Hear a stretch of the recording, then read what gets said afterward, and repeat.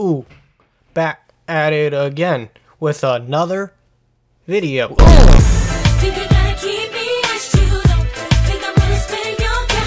What's up, my Nimrods? It's Gage coming back at you guys again with another dose of that fresh, never frozen Yu-Gi-Oh content. I am 1,000,000,000% tickled pink that you guys would spend just a couple of minutes with me here today to talk about a children's card game we both mutually enjoy so much. Let's address it real quick. The title, yes, it's obvious. Yes, it was meant to be that way. Today we're going to be talking about anti-Raigeki, or actually, in broader terms, we're going to be talking about hard counters in Yu-Gi-Oh!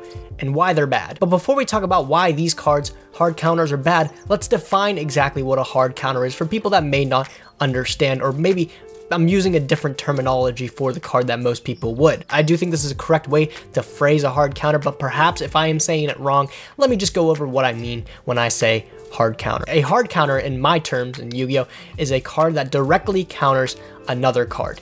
Individual cards. There's only a handful of cards in Yu-Gi-Oh! That have this hard counter aspect to them. The three I'm going to be talking about today and explaining why they're bad is cards like Anti-Raigeki, White Hole, as well as Call of the Grave. I decided to pick Anti-Raigeki for the title of the video because it's probably the one most people are familiar with because of its oddly expensive pricing, because it is only printed in Tournament Pack 3 as a super rare. These hard counters in Yu-Gi-Oh! Have never actually seen play. I don't even think when their cards were at 3 that their prospective hard counters saw any play, and I think there's a big reason for that. So Anti-Raigeki reads, when your opponent activates Raigeki, all your opponent's monsters are destroyed in place of your own. If you would flip this trap up, Raigeki nukes their board instead of yours. That's kind of hot. The quick easy answer to say why this hard counter is bad, and it's definitely a fair one, is that Raigeki is a card at 1. Granted, everybody is playing Raigeki, but the 1 out of 40 chance that your opponent is playing the Raigeki that they drew into, and also added with the 1 out of 40 chance that you happen to draw into your anti-Raigeki,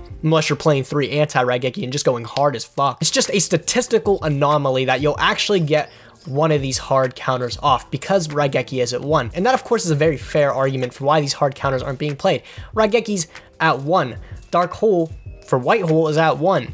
Call of the Grave, Monster Reborn's just freshly at 1. There's no reason that this statistical anomaly will ever fucking happen that you'll be able to pull this stuff off.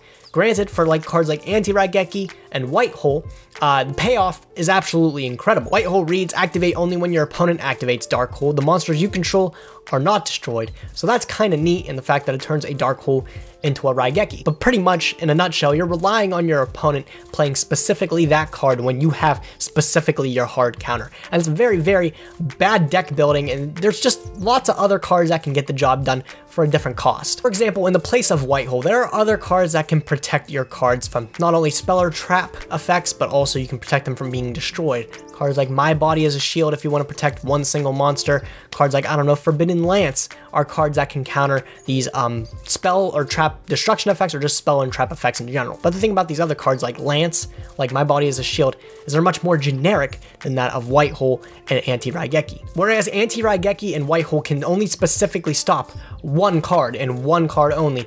These Forbidden Lance, My Body as a Shield, they can stop a plethora of different cards that would have effects that would destroy monsters, or any spell or trap effect that would affect them. Granted, you don't get the raw advantage and surprise factor of just flipping the Raigeki on your opponent, but you protected yourself from a very powerful board wipe, and hopefully the other cards in your hand can get the job done. There are tons of better cards to counter Raigeki, counter Dark Hole, but they also can counter more things, and that adds more value to the card, making it a much better option to put in your deck, rather than just pigeonholing yourself into only countering that one specific card. But this brings up some other discussions, what actually makes this video, I think, worth listening to, and that's, what if Raigeki, what if Dark Hole were at 3? Would these hard counters be good? Since Solemn Judgment is one, it's definitely out there to say that these hard counters would be good. I think Anti-Raigeki would probably have the most chance of being a decent card if Raigeki was ever at 3. Since Raigeki is such an insane card, people are guaranteed to play it at 3 in every deck, hands down. And when you have such a powerful card that everybody plays a staple 3 of in the deck, having a hard counter to it that nets you advantage seems like an okay choice. And again, I think a lot of people would even argue that playing anti-Raigeki is just out there in general. I do think that these hard counter cards were designed to be bad. I do think they were designed to be filler and just fun cards to have in the game in general. But let's talk about what these hard counters would have to do to make them playable. What would make them actually really worthwhile to counter that one specific card? As I just said a second ago, in some outer world, Raigeki is at 3. Do people start playing anti-Raigeki? Again, it's still on the fritz if people want to play that, just because there's other cards in your deck that can counter a broader span of cards that are more worthwhile playing. They have a little bit more costly of a cost, but again, they counter more cards, which adds more value. But let's say in this perfect world, okay, Raigeki is at 3.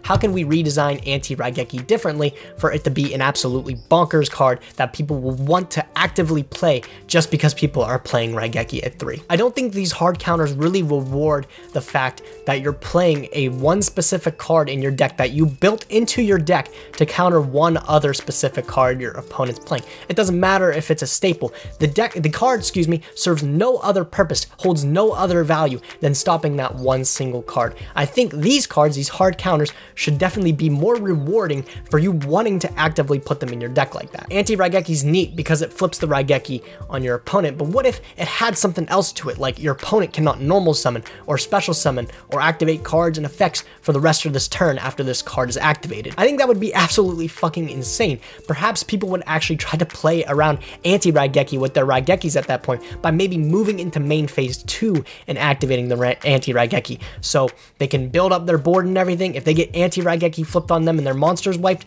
they still were able to activate spells and traps for their entire turn. And if we gave anti-Raigeki this cold wave and heat wave addition into the fact that it flips the Raigeki on your opponent, would people start saying anti-Raigeki is broken? And I think if anybody said anti-Raigeki was broken at that point, they're terrible, because I bring it back to the fact that you should be genuinely rewarded for playing a card that specifically counters one card, a card that holds no other external value except for stopping Raigeki. That's it. Again, I don't think these cards were really supposed to be designed at a serious point that they would actually ever be played. But if we want hard counters in Yu-Gi-Oh! To actually be played, they need to be a lot more powerful than what they are. I think anti-Raigeki and White Hole are kind of designed pretty neat, but I think the one that is designed absolutely atrociously and is an awful hard counter because there's so many other options is Call of the Grave. Call of the Grave rewards an opponent, activates Monster Reborn, negate that effect. That's it. I think this is a card that should have said special the monster to your side of the field or something like that. And then even that would be bad. Again, I think if Monster Reborn was at 3, that card would even be bad, just like anti-Raigeki would be bad if Raigeki was at 3. They have to have something more rewarding for stopping one single card. Now, one more point I can touch on, because I've addressed everything we can do to, of course, make these hard counters better. But let's talk about, again, if we made these hard counters as insane as I did with anti-Raigeki stopping normal summons, special summons, spell, and traps for the rest of the turn, would people play anti-Raigeki then? But that's where I'm going to leave it to you guys. Would you guys play anti-Raigeki if it read something along the lines of flip the Raigeki on your opponent, no normal summons, no special summons, can't activate spells or traps for the rest of the turn? Would you then decide, hey, P, I'm going to play anti-Raigeki? Or would you not be convinced? Would you stick to playing My Body as a Shield, Forbidden Lance, all the safer options? I'd love to hear what you guys think, and also let me know how would you improve cards like White Hole and Call of the Grave too. I'd love to hear what you guys think. That's all, folks. If you guys liked the video, be sure to like the video, thumbs up the video, however one express that you enjoyed the video. If you did like the video, please do consider subscribing to my channel for more Yu-Gi-Oh! Content. I'm uploading regularly. That feels pretty darn good. That being said, I hope you guys did enjoy the video. Like, comment, definitely subscribe, and I will definitely catch you guys in the next one.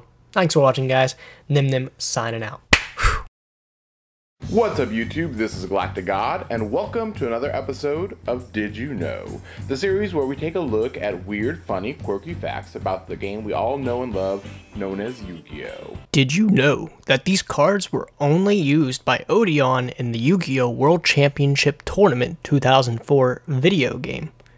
But you see, there's a fucking problem with that. As you can see here, there's a whole bunch of prints of Call of the Grave, and there's one that it says it's from the anime and Yu-Gi-Oh! Zexal, but if you go to the card appearances tab of the card, it only says it's used in the video game. So I don't really know what to believe. Anti-Raigeki and Whitehole literally say the same thing, but there's no use in the anime. So if anybody can figure out what episode that's from, let a boy know, because I am hella fucking confused. Also, while we're at it, did you know that Call of the Darkness is another hard counter specifically for Monster Reborn? But Monster Reborn can't be played as long as it's on the field, and any Monster Reborn brought back is sent to the graveyard. So it's actually probably better than Call of the Grave. I miss you, Galactic God. Please come back.